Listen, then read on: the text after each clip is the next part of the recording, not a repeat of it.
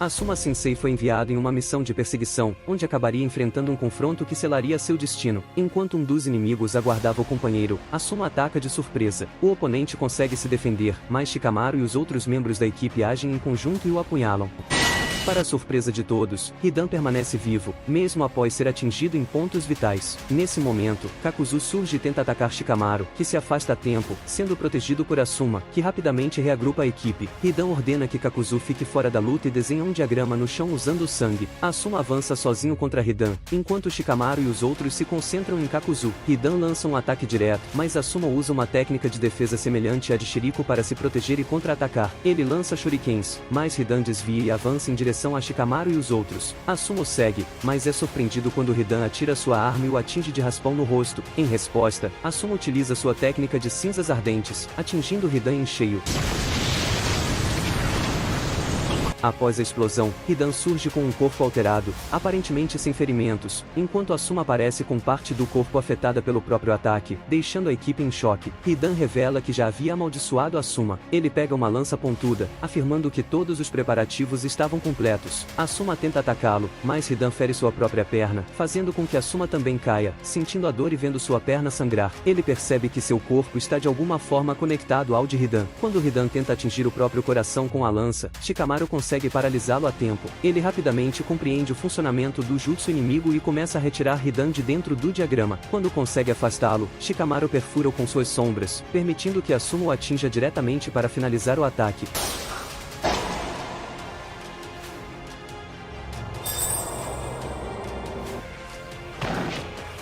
Com Hidan aparentemente morto, o grupo de Konoha volta a se concentrar em Kakuzu. No entanto, para espanto de todos, a cabeça decapitada de Hidan continua falando, deixando-os incrédulos. Asuma mal consegue acreditar que Hidan ainda está vivo, mesmo nessas condições. Nesse momento, Kakuzu, com uma velocidade surpreendente, ataca Asuma pelas costas, ferindo-o gravemente. Kakuzu então une a cabeça de Hidan e começa a costurá-lo de volta. Enquanto Asuma está caído, ele abre os olhos a tempo de ver Hidan prestes a atacá-lo. Ele desvia, fazendo com que a arma atinja o próprio Hidan, que estava dentro do diagrama. No entanto, como o ritual estava ativo, Asuma sente o impacto do golpe em seu próprio corpo, começando a sangrar gravemente. Desesperado, Shikamaru corre para ajudar seu sensei. Ele se lembra da discussão que tiveram antes da missão, quando Asuma disse que Shikamaru só estaria pronto para assumir a liderança quando entendesse o que estavam realmente protegendo e por que lutavam. Agora, Shikamaru se culpa por não ter pensado em uma estratégia melhor. Hidan então perfura seu próprio corpo ao meio, fazendo Asuma sentir o impacto mortal. Reforços de Konoha chegam ao local, e por obra do destino, Hidan e Kakuzu recuam após o chamado de seu líder. Shikamaru, desesperado, implora para que Shoji e Ino levem Asuma ao hospital. No entanto, Asuma com dificuldade, admite que seu tempo chegou ao fim. Ino tenta curá-lo, mas logo percebe que não há mais nada que possa ser feito para salvá-lo. Em seus últimos momentos, Asuma se despede de seus alunos. Ele elogia Ino por sua teimosia e confiabilidade, pedindo que ela cuide de Shoji e Shikamaru. Para Shoji, destaca sua gentileza e o encoraja a confiar mais em si mesmo. Por fim, para Shikamaru, reconhece seus grandes instintos como ninja e diz que ele poderia até se tornar Hokage, embora por ser preguiçoso, provavelmente detestaria o trabalho. Antes de partir, Asuma pede que Shikamaru se aproxime e revela a ele quem é o verdadeiro rei no Shogi, o que os ninjas realmente devem proteger. Ele então compartilha com Shikamaru que uma criança está a caminho e confia a proteção dela a ele. Com seu último suspiro, Asuma pede para fumar pela última vez, e em seguida morre, deixando um vazio em sua equipe, e uma Sarutobi que ainda crescia no ventre de sua esposa Kurenai.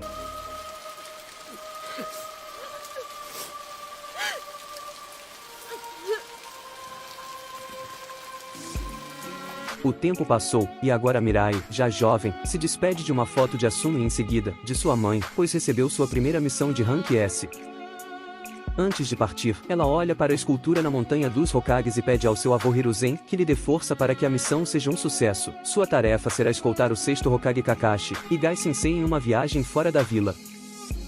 No caminho, Mirai encontra Shikamaru, Shikadai e Boruto. Eles conversam por um momento, e Shikamaru comenta que o elemento de chakra de Mirai é o mesmo de Asuma. Ele sugere que não há razão para ela não dominar as antigas lâminas de chakra de seu pai. Mirai agradece o incentivo e logo se junta a Kakashi e Gai para iniciar a missão. Antes de partirem, Kakashi orienta Mirai a agir como uma cidadã comum para não revelar que são ninjas. A viagem começa tranquila demais para uma missão de Rank S, o que deixa Mirai entediada. No entanto, Kakashi menciona que estão se aproximando de um local sagrado, o que desperta o interesse dela.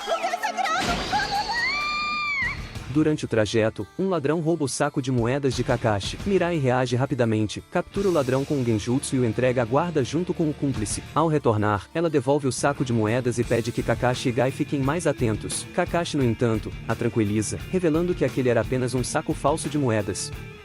Logo depois, Kakashi observa uma árvore com seriedade e declara que finalmente encontraram um local sagrado, o Jardim dos Amassos. Ele revela que ali foi onde filmaram a adaptação de um livro de Jiraiya, realizando um sonho antigo. Gai fica emocionado pelo amigo, mas Mirai, confusa, pede explicações sobre o livro. Kakashi e Gai se recusam a contar, afirmando que ela ainda é muito jovem. Para compensar, Gai entrega a ela o livro Liberte Sua Juventude, mais apropriado para a sua idade. Eles então registram uma foto para marcar o momento. A missão continua, e Mirai segue levando suas responsabilidades a sério. Entretanto, Kakashi a surpreende ao se aproximar sem que ela perceba.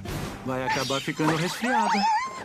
Ele comenta que Mirai o faz lembrar de Asuma em sua juventude, especialmente pelo desconforto que ela parece sentir. Mirai confessa que se sente desmotivada para ser ninja em tempos de paz. Kakashi a lembra de que independentemente de tempos de paz ou de guerra, Asuma sempre estaria orgulhoso dela. Eu acho que se o Asuma estivesse aqui, estaria muito orgulhoso. Mais tarde, Mirai é informada de que no dia seguinte, seguirão para o país das águas termais, um destino que a toca profundamente, pois foi lá que nasceu o assassino de seu pai. Na manhã seguinte, eles chegam ao distrito justamente no dia de um evento em homenagem aos gatos e aos cães. Kakashi conta que anos atrás, metade da vila descobriu uma fonte termal graças a um cachorro, enquanto a outra metade a encontrou graças a um gato. A partir desse evento, surgiu a lenda do Deus Cão e do Deus Gato, transmitida de geração em geração pelos aldeões. Esse conflito histórico deu origem ao festival, que se tornou um atrativo turístico para o país. Todos os anos, há uma disputa para determinar qual lado é superior. Kakashi também menciona a existência de um terceiro deus, que não era nem cão nem gato, chamado Lord Neno, o deus da destruição.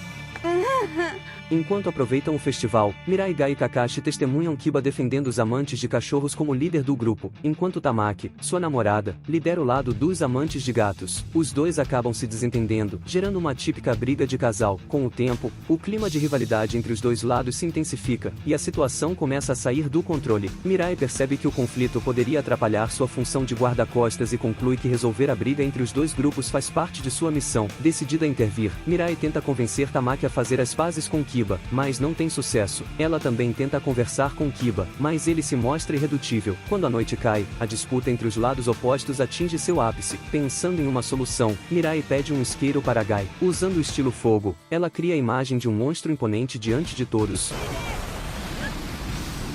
Através de sua criação, Mirai assume o papel de Lord Neno, o deus da destruição, e anuncia que se o conflito entre cães e gatos continuasse, suas chamas trariam uma destruição catastrófica à aldeia. Gai, acreditando que o monstro era real, avança com sua entrada dinâmica e o dissipa, destruindo o muro que separava os dois grupos. O acontecimento é interpretado pelos aldeões como um sinal divino e uma mensagem de Neno para que deixem as diferenças de lado e celebrem juntos. Graças a essa intervenção, a paz é restaurada e o festival continua em harmonia. Mais tarde, Kakashi parabeniza Mirai, destacando como ela combinou o estilo fogo de seu pai com o genjutsu de sua mãe, mostrando que carrega traços enraizados de ambos. Mesmo que você não lembre muito dele, o Asuma continua vivo dentro de cada um de nós. Meu pai, né? Agora mais do que nunca eu quero saber mais sobre ele. No dia seguinte, Tenten se junta ao grupo, e enquanto toma banho com Mirai na fonte termal, adverte-a para prestar atenção em Gai, já que ele tem o hábito de se meter em problemas por agir impulsivamente. Nesse momento, Gai grita de medo e desmaia, afirmando ter visto um fantasma. Kakashi retorna de uma saída para comprar torradas e fica a par da situação através de Mirai e Tenten, que acredita que com a atmosfera do local, a presença de um fantasma era de fato possível. No entanto, Mirai não acredita e decide provar que fantasmas não existem. Elas conversam com a recepcionista, que confirma assustados boatos sobre o fantasma. Ela explica que a fonte termal funcionava como um retiro para soldados feridos. Com o fim das guerras, começaram a surgir relatos de um fantasma vestido de armadura vagando pelo local. Foi realizado um exorcismo em larga escala para resolver o problema, mas nos últimos dias, eventos estranhos voltaram a acontecer. Gai finalmente acorda, e como se nada tivesse acontecido, nega ter visto um fantasma e convida Kakashi para jogar ping-pong. Tenten, conhecendo bem seu antigo sensei, sugere que o fato de ele não querer ficar sozinho no quarto indica que ele estava com medo de fantasmas, já que essa seria a única coisa que ele não poderia vencer com seu taijutsu. Decidida a provocar Gai, ela resolve preparar uma pegadinha pesada. Enquanto eles jogam, Mirai se distrai pensando em uma explicação lógica para os acontecimentos. Kakashi percebe o comportamento dela e pergunta por que estava tão determinada a provar que fantasmas não existem. Mirai explica que se fantasmas realmente existissem, seu pai teria vindo visitá-la pelo menos uma vez. Como isso nunca aconteceu, ela conclui que fantasmas não podem ser reais. Kakashi tenta confortá-la e comenta que eles logo resolveriam um mistério recorrente. Pouco depois, Mirai nota uma estátua suspeita e se aproxima dela. De repente, eles sentem um cheiro de queimado, e uma gota de sangue cai sobre Gai. Era Tenten tentando assustá-lo com sua pegadinha. No entanto, de trás da estátua, aparece uma garota. Enquanto Gai se recupera do susto, a menina, chamada Tatsumi, pede desculpas e admite ser a responsável pelas situações estranhas. Ela revela que estava dormindo escondida nas estruturas secretas da hospedagem porque não tinha dinheiro para se hospedar. Tatsumi explica que há pouco tempo sua mãe faleceu, e ela não conseguia seguir em frente. Para honrar sua memória, decidiu visitar todas as fontes termais que sua mãe sonhava conhecer. Tocada pela história, Mirai consegue convencer Kakashi a permitir que Tatsumi os acompanhe na viagem. Assim, eles continuam o caminho juntos. Vemos Asuma jogar com Shikamaru, e durante a partida, perguntou quem seria o rei se os ninjas fossem peças de shogi. Shikamaru pensa que seria o Hokage, mas Asuma sugere que a resposta é outra, e que um dia, ele descobrirá a resposta certa. Naquele momento, Shikamaru não sabia que aquela seria a última partida que jogaria com seu querido sensei. No presente, Shikamaru reflete que chegou a hora de Mirai descobrir quem é o rei. Enquanto Tenten retornou para Konoha, Mirai e os demais prosseguiam com a viagem. No destino, encontram uma enorme rocha bloqueando as fontes termais do local. Eles descobrem que o pedregulho caiu da montanha há cerca de um mês, prejudicando o funcionamento das termas. Um homem aparece e convida o grupo para beber com os aldeões. Kakashi aceita, aproveitando para entender melhor a situação. Durante a conversa, descobrem que além do problema da rocha, várias meninas da mesma idade de Mirai desapareceram na vila recentemente. Mais tarde, Mirai tenta empurrar a rocha sozinha, mas sem sucesso. Kakashi se aproxima, reconhece a determinação dela e menciona que se alguém pode mover essa rocha, era Shoji, o homem mais forte da aldeia da Folha. Kakashi revela que já tomou providências e o contatou, já que ele estava em uma missão próxima dali. Sem demora, Shoji chega ao local, mas estava faminto e explica que nesse estado, não conseguiria ajudar. Mirai oferece algumas batatas cozidas, que ele aceita, mas ainda não se sente energizado o suficiente. Ele explica que precisa de algo mais gorduroso, como batatas fritas, para recuperar sua força por completo. Determinada a resolver o problema, Mirai se une a Tatsumi, e as duas começam a fritar batatas juntas. Enquanto cozinha, Mirai pergunta sobre seu pai. Shoji lembra que Asuma gostava muito de fumar e tinha um jeito direto de falar, embora fosse subjetivo em seus conselhos. Ele comenta que agora entende como Asuma se sentia. Os brincos que Shoushou, Inoji e Shikadai usam foram um presente de Asuma para Elino e Shikamaru quando se tornaram Chunin, mostrando quanto o sensei se importava com os que estavam ao seu redor. Quando as batatas ficam prontas, Shoji as devora rapidamente, recuperando sua energia. Ele sai para fora, ativa o jutsu de expansão e fica gigante. Enquanto ele se esforça para mover a rocha, Mirai e os outros decidem ajudá-lo. Shoji libera toda a sua força, transformando-se em uma borboleta, e com um impulso final, consegue remover a rocha. Mirai, surpresa ao ver Shoji mais magro após o esforço, agradece por sua ajuda, sugerindo que sem ele, nada teria sido resolvido. Shoji comenta com Mirai que sua força não vem apenas de seu poder físico, mas das palavras de Asuma, que o ajudaram a se tornar mais forte. Ele explica que essa força o permite proteger o rei, a coisa mais importante para os ninjas. Shoji sugere que um dia, Mirai também descobriria quem é esse rei. Ele confessa que observando Mirai, vê muito de Asuma nela, o que o faz lembrar constantemente de seu antigo sensei. Ao anoitecer, Mirai e Tatsumi aproveitam a fonte termal. Nesse momento, Tatsumi revela a verdadeira razão de sua viagem. Ela descobriu a existência de uma fonte termal que permite ver pessoas que já morreram. Tatsumi confessa que quer ver sua mãe falecida e sugere que Mirai deveria tentar ver seu pai também. Inicialmente, Mirai fica em choque e recusa a ideia. No entanto, após passar a noite refletindo, ela decide acompanhar Tatsumi. Enquanto Kakashi e Gai dormem, Mirai e Tatsumi seguem apressadas por um caminho indicado em um mapa, pois os mortos só poderiam ser vistos à noite. Enquanto atravessam a floresta, Tatsumi revela que quando encontrar sua mãe, quer pedir desculpas. No dia em que sua mãe morreu, elas tiveram uma discussão trivial, e Tatsumi carrega o arrependimento de nunca ter se reconciliado com ela. Mirai, por sua vez, comenta que gostaria de perguntar ao seu pai quem exatamente é o rei que os ninjas devem proteger. Essa era uma pergunta que Asuma havia feito a Shikamaru, e Mirai ainda não sabia a resposta. Mas mais do que descobrir essa resposta, ela quer simplesmente conversar com seu pai sobre o fato de ele ter morrido antes de ela nascer. Durante o percurso, Tatsumi fica cansada e não consegue mais acompanhar o ritmo. Então, Mirai a carrega usando suas habilidades ninja para seguir adiante. Elas chegam a um ponto onde o caminho se divide em duas direções. Nesse momento, uma mulher aparece e se oferece para ajudá-las. Ela conta que já experimentou as águas termais e que conseguiu conversar com o espírito de seu irmão, que morreu preocupado com a família. Depois desse encontro, ele finalmente pôde descansar em paz. A mulher as conduz até o local sagrado, e Mirai e Tatsumi entram em uma caverna. Lá dentro, várias pessoas aguardam ansiosas para rever entes queridos já falecidos. Os funcionários orientam todas as garotas até Ryuki, que as recebe calorosamente e promete realizar o sonho de todas elas. Mirai, desconfiada, pergunta como Ryuki pretende fazer com que elas vejam os mortos. Ryuki explica que durante a Quarta Grande Guerra Ninja, um ninja usou um jutsu proibido para reencarnar os mortos e tentar dominar o mundo. Esse jutsu profanava os mortos e exigia um sacrifício vivo. Ryuki afirma ter desenvolvido uma versão nova, que não desonra os mortos nem exige sacrifícios. Depois de um treinamento rigoroso, ele foi capaz de dominar essa técnica. Ele aponta para uma das garotas e pede que ela se aproxime. A jovem entra em uma névoa e logo começa a conversar com o espírito de uma amiga que já faleceu. As demais garotas ouvem a conversa e ficam convencidas da autenticidade do jutsu. Tatsumi é a próxima. Ela veste o manto sagrado, entra na névoa e começa a ouvir a voz de sua mãe. Emocionada, Tatsumi sente que finalmente poderá se reconciliar com ela. Então chega a vez de Mirai. Ela entra nas águas sagradas e vê a silhueta de seu pai. Nesse momento, Mirai se lembra de um relatório confidencial que encontrou por acaso, onde descobriu detalhes sobre a morte de Asuma. O documento descrevia como Asuma foi morto por Hidan, um inimigo imortal que após obter o sangue da vítima, criava um vínculo que transferia para ela qualquer dano sofrido por ele. Sob o efeito dessa maldição, Asuma morreu cumprindo seu dever como ninja.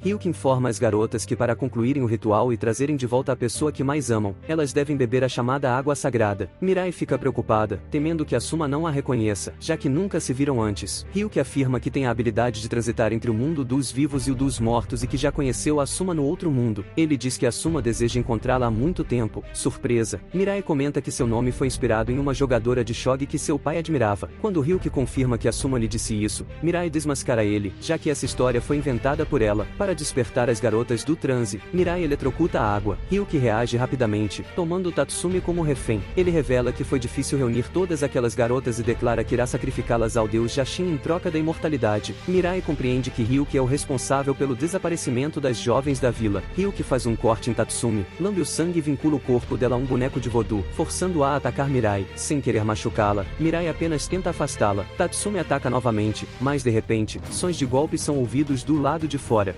Kakashi e Gai aparecem após derrotarem os seguidores de Ryuki. Gai se gaba de já ter derrotado 5 inimigos, enquanto Kakashi apenas 2, provocando o amigo. Kakashi então decide se concentrar, lança uma kunai na mão de Ryuki e liberta Tatsumi do controle do inimigo, que aproveita a distração para jogar a água sagrada e fugir. Kakashi aponta a direção da fuga, e Mirai o segue. Mirai alcança a sala do ritual sagrado, cheia de armadilhas. A voz de Ryuki ecoa, afirmando que precisa apenas de uma gota do sangue de Mirai para completar o ritual e alcançar a imortalidade, restaurando assim a glória de Jashin. Com um ataque surpresa, Ryuki faz um corte no abdômen de Mirai e lambe o sangue dela, ativando a maldição. Ele oferece Mirai como sacrifício ao deus Jashin e apunhala o boneco, fazendo Mirai cair. Convencido de sua vitória, Ryuki acredita ter obtido a imortalidade, mas logo percebe que Mirai desapareceu, revelando que ele estava sob um genjutsu. Ryuki, ainda acreditando ser imortal, parte para um ataque direto. Nesse momento, Mirai concentra seu chakra, lembrando-se da força de seu pai, e atinge Ryuki com um golpe poderoso, derrotando-o.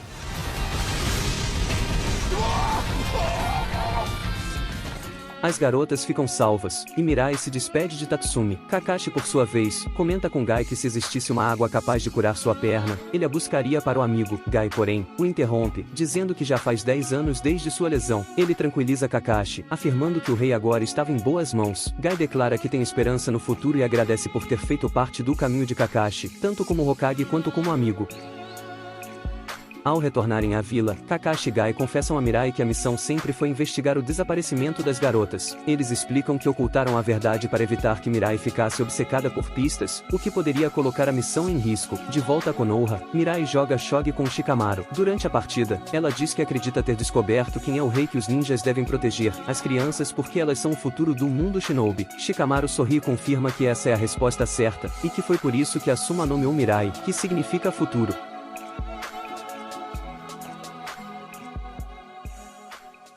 Fala, rapaziada! Naruto Brasil na área! Quer ajudar o canal?